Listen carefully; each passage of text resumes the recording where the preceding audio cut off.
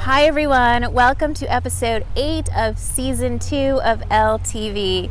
I am shooting again from Seychelles, a little fishing village that I've been at before that I just adore. I am just outside of the ferry terminal. In Portuguese it's called the Terminal Fluvial, that is 20 minutes across the river from Cais to Sodré.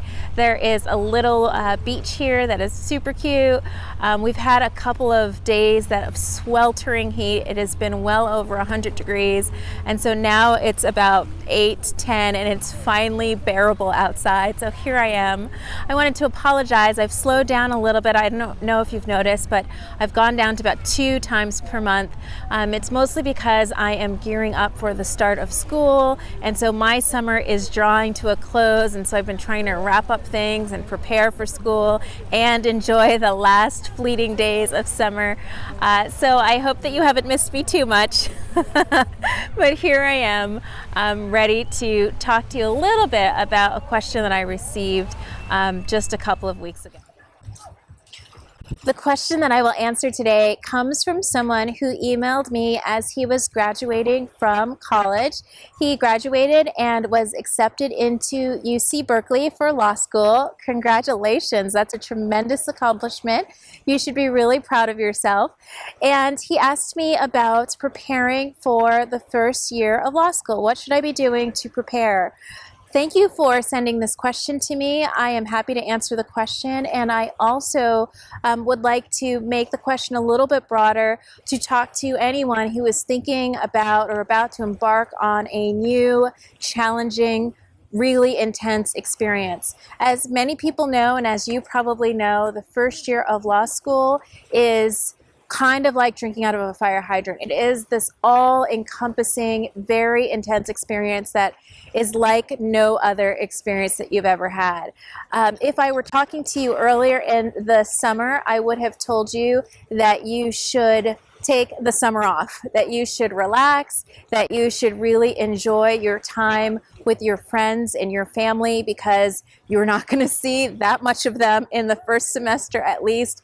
And the first year in general is just a time when people find it difficult to connect with their families. Okay, so you're going to enjoy the time, or enjoy the time that you have left. I'm going to presume that if you're attending UC Berkeley, that you are on the similar schedule as GGU. We start in mid-August, so the start of school is coming up really closely for you.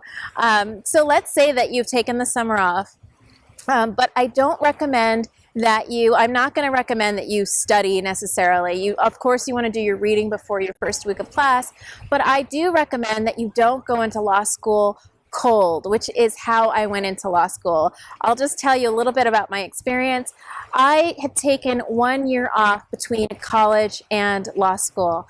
I was having the time of my life after finishing up my job. I think I finished a couple of months before law school started.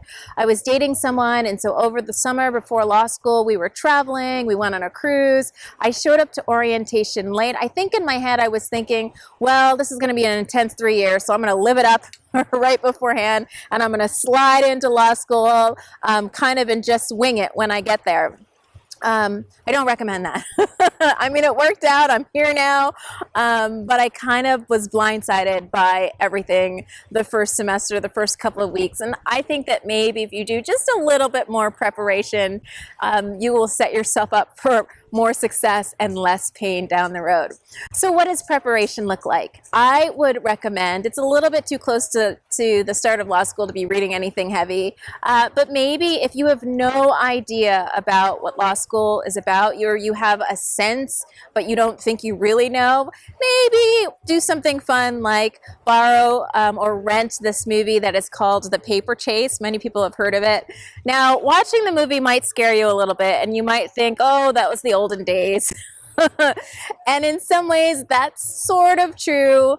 But law school is kind of a traditional place. It doesn't change that much. And some people will be surprised that there are some elements, many elements of that that still ring true today, depending on the law school that you attend, depending on even your individual professors. But I think it can't hurt to get the worst case scenario, and then you know, can be pleasantly surprised if it's not like that when you show up at law school. So besides watching The Paper Chase or other sort of law school themed movies, or maybe boot camp themed movies, what else can you do?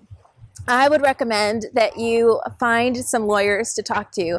At the time, I had done an internship for lawyers at the Washington Lawyers Committee in DC, so they'd already kind of prepared me a little bit about, you know, what to expect, but not really. You'd be surprised how naive I was. I didn't have any lawyers in my family, so I didn't kind of come in with this whole bag full of expectations, and maybe that was a good thing. I don't know. It's hard to say. I don't have regrets generally, but if you can learn from me, I would just do a little bit of, maybe a little internet research as to how it could be, maybe. The other thing, this is the advice that I'm giving to you as a incoming first year student, but also to others who are about to take on a monumental challenge. And that is for you to be intentional about your mental and physical health before you start law school. You do not want to start law school and think, oh, I'll figure it out along the way. The one thing that is very disheartening to me as someone who's been out in the world for a while after practicing is the statistics on lawyers. Many lawyers are unhappy. There are many lawyers who are unhealthy, taking drugs. Not that I am saying that going to law school is going to make you take drugs.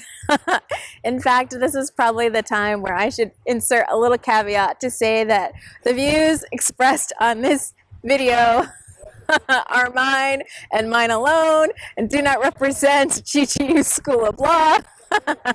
So now that we've got that out of the way, many lawyers in practice, look at the statistics yourself. I don't want to sort of scare you, but if you Google just lawyers in practice, are very unhealthy. And I think who knows, maybe the bad habit started before law school, but I do know that in law school, it's such a pressure cooker experience that it's very easy to get in this cycle of always being stressed. This goes for people who are going into stressful new work environments. It's not just in the law that you can get into this cycle where you're not sleeping, you're not eating well, you're not exercising, and it's very easy to get into that cycle, and it's very difficult to pull yourself out of that cycle.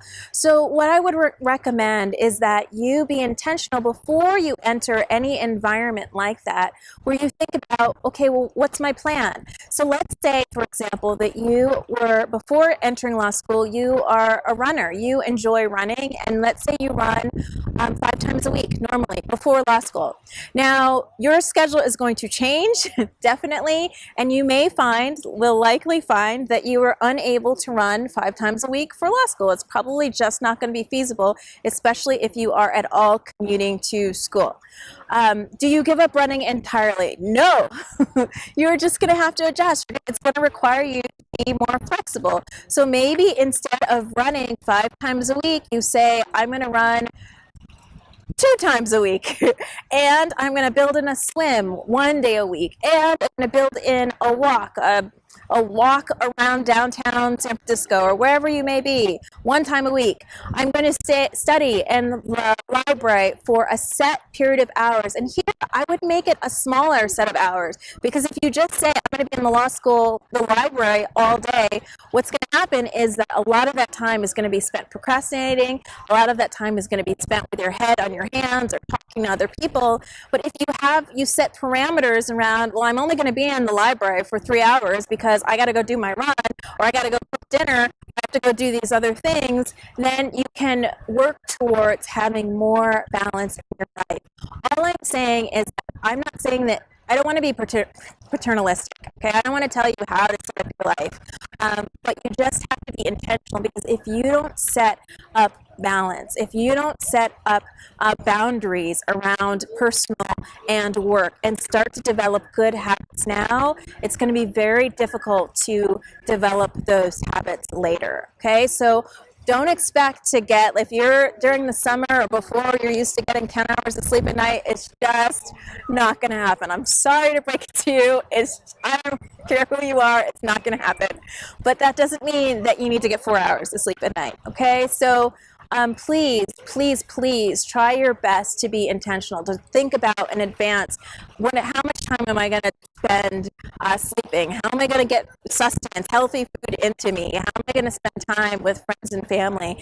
And you can adjust. You don't have to be rigid, but if you don't have a plan, law school will creep into and suck up all of the available time. It's like the blob. It will take up all of your available time. And this is not just for law school. It's for people who are out in the work world too, who are working at intense jobs. Some jobs, they start to creep and they creep and they creep. And if you don't sort of, guard your space, put some elbows into it and protect your sanity, protect your mental and physical well-being, you are going to wake up one day and find yourself 50 pounds overweight with like a heart condition at the age of 28. And I don't want that to happen to you. And I've seen it happen to friends. And so if there's anything that I can do, I know that at GGU, for example, there are wellness programs and there are resources, and I am sure at UC Berkeley as well. And for those of you who are not in school, be intentional. It is not a bad thing to ask for help or to seek out counseling if you think that you need counseling. I'm making law school sound really exciting right now. But all I'm saying is please, please, please be serious, be intentional about your mental and physical well-being, because no one else is going to do that hard work for you. So the summer is basically, for me, it's over. For those of you who still have all of August, hey, have a great time. But this is it. You're probably going to see me less frequently as the school year gears up. But I hope to see all of you soon. Take care, y'all.